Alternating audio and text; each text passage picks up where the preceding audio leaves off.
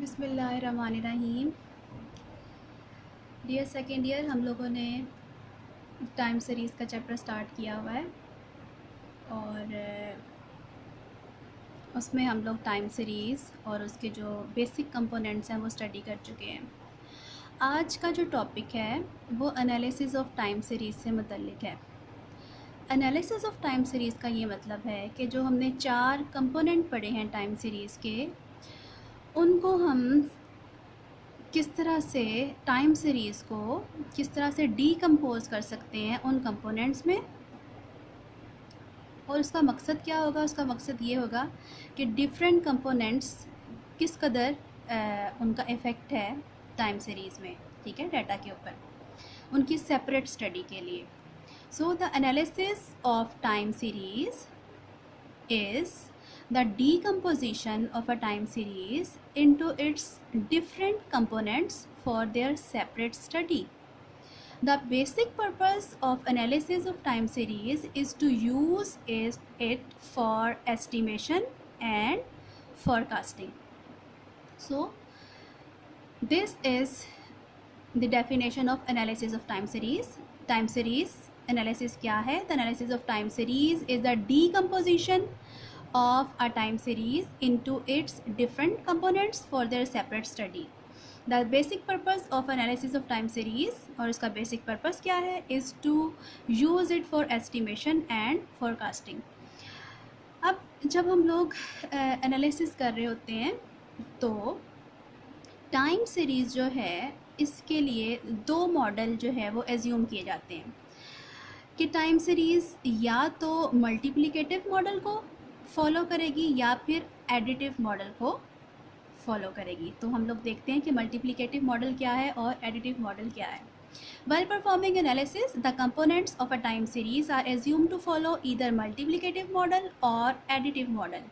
और इसके लिए हम दोबारा से एज्यूम करते हैं, लेट y जो है, y से हम डिनोट करेंगे ओरिजिनल ऑब्जर्वेशन, यानी जो भी आपका टाइम सीरीज़ का डाटा है उसको हम लोग किससे डिनोट करेंगे?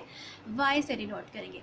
s for seasonal component, t for trend component, c for cyclical component and i for irregular component. So पहले बात कर लेते हैं मल्टीप्लिकेटिव मॉडल की। तो मल्टीप्लिकेटिव मॉडल जो है, in multiplicative model it is assume that the value y of a composite series is the product of the 4 components t, s, c and i।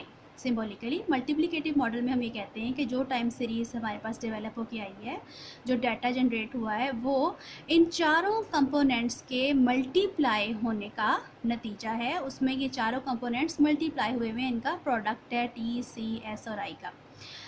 और एडिटिव मॉडल में हमारे पास क्या होता है? In additive model it is assume that the value y of a composite series is the sum of the 4 components T, C, S, I, S and I. Symbolically हम उसको ऐसे लिख सकते हैं कि जो चारों कंपोनेंट्स हैं वो आपस में ऐड हुए हुए हैं एडिटिव मॉडल में। मल्टीप्लिकेटिव मॉडल में मल्टीप्लाई हुए हुए हैं और एडिटिव मॉडल में ऐड हुए हुए हैं, ठीक है।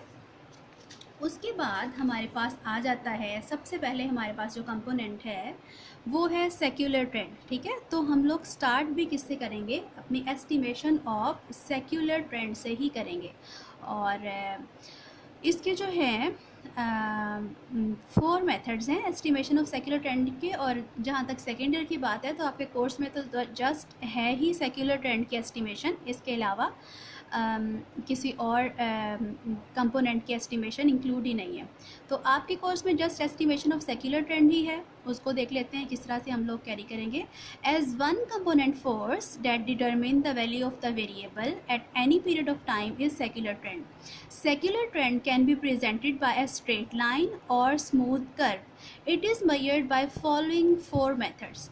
सेक्युलर ट्रेंड को मेजर करने के लिए 4 मेथड्स हैं। कि आपको शॉर्ट क्वेश्चन भी आ सकता है कि नेम द 4 मेथड्स या name the methods which are used for estimation of secular trend और how many methods are there for estimating secular trend. So the 4 methods are method of freehand curve, method of semi averages, method of moving averages and method of least square। इसमें से जो first method है ये जो है ये हम लोग लास्ट पे करेंगे। ये जो है बहुत रफ़ सा मेथड है और बहुत आसान सा है और बहुत रफ़ सा है, कोई इतना वाइडली यूज़ नहीं होगा उस तरह से। मेन मेथड्स हमारे पास ये 3 चलेंगे, method of semi averages, method of moving averages and method of least square. और मेथड ऑफ लीस्ट स्क्वायर तो किसी हद तक आप लोग रेग्रेशन में पढ़ भी चुके हैं, उसी की थोड़ी बहुत मॉडिफिकेशन के साथ एक्स को टी को हम लोग किस तरह यूज़ करेंगे, हम लोग method of least square use करेंगे। और बाकी जो हैं ये 2 नए मेथड्स आपके पास आएंगे, method of semi averages and method of movie averages. तो नेक्स्ट लेक्चर में आपको इंशाल्लाह ताला मैं मेथड ऑफ सेमी एवरेजेस पढ़ाऊँगी।